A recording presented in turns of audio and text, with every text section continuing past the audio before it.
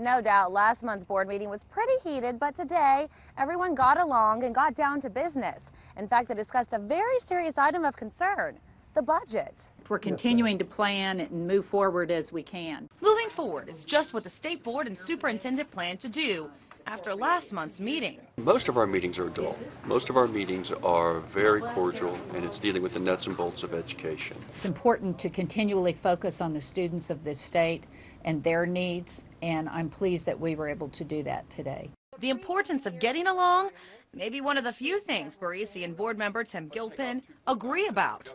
Arguments last month stem from Barisi's hires. At one point, Gilpin called her a dictator, for which she demanded an apology. Lawmakers filed legislation to change who's on the board from appointed citizens to elected officials. To the media, Barisi talked about how lawmakers have been frustrated by some of the board's decisions in the past and appreciates them looking at restructuring the board.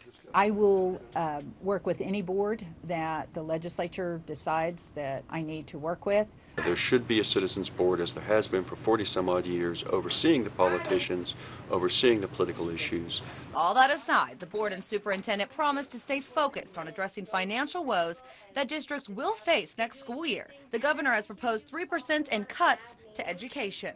And that's on top of last year, where we had an almost 9% cut. And Gilpin says districts could have to make up an additional $280 million in stimulus funds. Doing what we can to communicate to superintendents the realities of this is that this state is currently dealing with a $500 million deficit. At the board's meeting next month, they hope to have more information on just how deep those cuts could go. In Oklahoma City, Marla Carter, 2 News works for you.